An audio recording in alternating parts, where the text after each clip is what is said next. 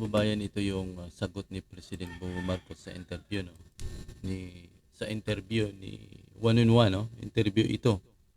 Nagkaroon kasi ng isang panayam ng mga media dito kay President Bongbong Marcos. Ngayon, itong sumabak sa pagtatanong, itong si Karen Davila, no? Tama, no? Ayan, pangalan. Ito, Karen Davila. So ngayon, ang natanong niya dito ay patungkol sa importation. Sabi nga ni Karen Davila dito sa start ng kanyang tanong, pagpasensyahan na lang siya muna kasi yung mga tanong niya ay patungkol sa agriculture. Mas maraming tanong niya patungkol sa agriculture. So ngayon, ito yung sagot ni President Bongbong Marcos ay ang sabi niya ay sa pagtaas daw ng presyo ng mga bilihin, very alarming daw. At sabi pa niya, we must import. Ibig sabihin, sa pagtaas ng presyo ng mga bilihin, kailangan na natin mag-import kasi alarming anya. Kagaya daw ng nangyaring pagtaas ng presyo ng onion, pagtaas daw ng presyo ng asukal, yan ang mga dahilan niya, no?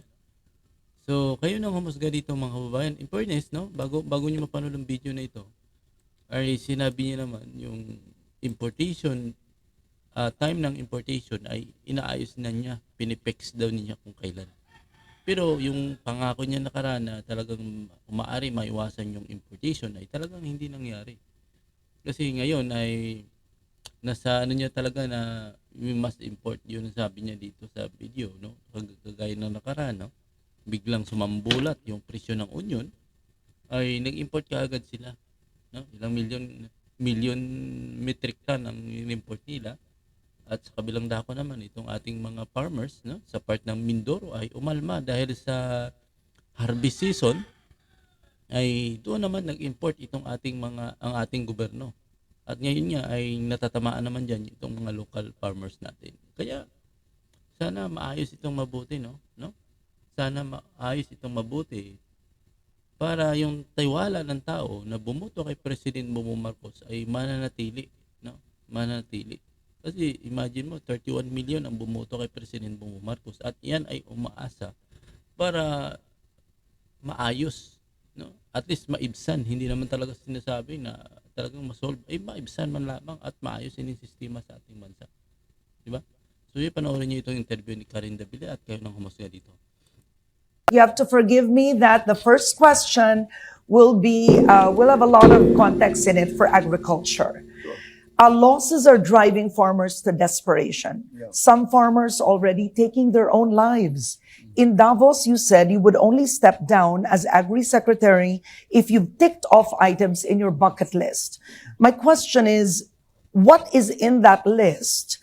And what will you specifically do to implement for farmers to feel a change in their lives today, in the short and medium term?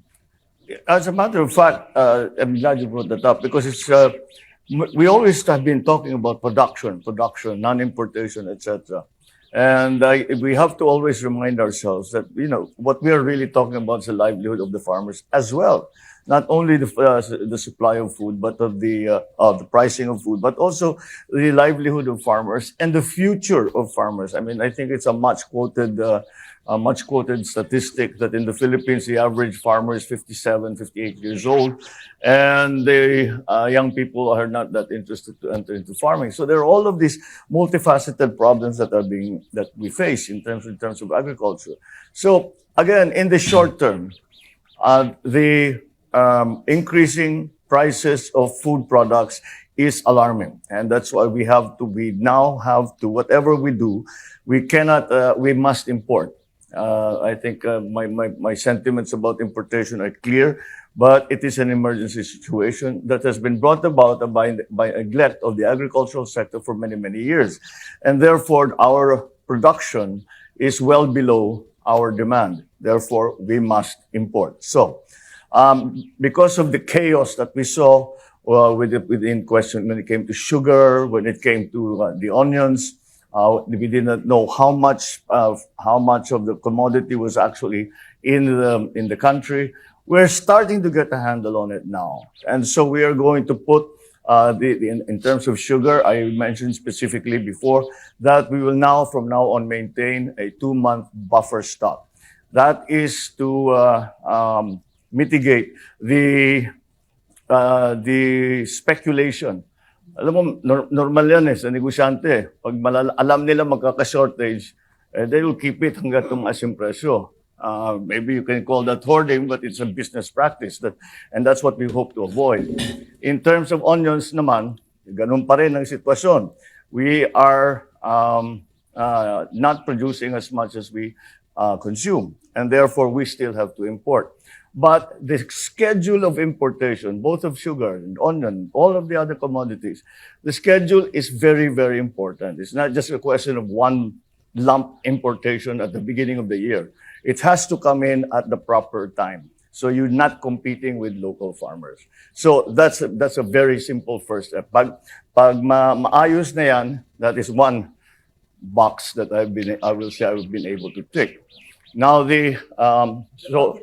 but we come back to the problem of production.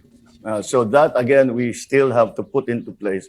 Once I know that the value chain has already been put together, never mind that it is functioning yet, but we already know what needs to be done in each part of that value chain, and we have the means and we have a plan. Then we will have a secretary who will then take my place and will implement that plan. Basta alam natin yung nakakaintindi doon sa ating ginagawa. So those are the essential elements that I'm talking about. There's some reorganization that needs to be done in the Department of Agriculture for the simple reason that we are doing different things from what we were doing before. And so you have to restructure the bureaucracy in like fashion. I want So yan lang mga kababayan, no? Yan ang part ng video na nais kong panood sa inyo about sa interview ni Karen Davila sa agriculture. So inyo naman siguro napanood, no? Sinabi niya na patungkol sa importation. At nilinaw niya naman, talagang hindi niya aalisin yung import sa ating bansa. At ang gusto niya lang mangyari nito si President Bongbonng Marcos ay ayusin, no? Ayusin yung importation plan, no? Kasi yung plano ng importation ay karamihan ginagawa nila kung saan anihan dito sa ating bansa. So siguro yun ang ibig sabihin na aayusin niya. So yung problema dito ngayon ay itong taon na ito, nung sa pagtaas ng presyo ng sibuyas ay ngayong February ay parang umimport sila, o itong katapusan ng January ay umimport sila ng sibuyas. At yun nga, nakita nyo sigurong hearing sa Senado, yung mga farmers na sa taga Cebu sa Mindoro ay umalma dahil nga yung kung saan namang harvest season kumbaga yung sibuyas ngayon ay dahan-dahan ng nag-ina-harvest, ay doon naman ang gobyerno natin nag-issue ng importation permit. So yun ang masakit. Yun siguro ng pag-aralan ni President Bongbong Marcos, no? At saka siguro ang ilalagay nyo dyan ng mga secretary sa agriculture, kahit sa secretary, ay talagang yung maasahan, yung isip ay makamasa o makabansa, hindi yung maka-business. Kasi kung yung inilalagay mo dyan ay yung iniisip puro business, ay patay talaga yung mga magsasaka natin, kasi ang iisip niya kung paano kumita eh. Hindi mo kasi pwede pagsabayin yung government. Magamat yung gobyerno ay nabubuhayan dahil sa tax ng mga businessman, pero mga ibabagin yung interest ng taong bayan sana, di ba? Gaya yung sinabi ni President Bongbong kanina, yung mga businessman ay yun talagang best practice, yung mga practice ng mga businessman i-hoard yung mga bilihin para kontrikta taas. So anong gagawin natin dyan? Hayaan na lang natin yung ganyan. So yan muna mga kababayan natin video, at maraming salamat. At comment reaction nyo about sa video nito. See you next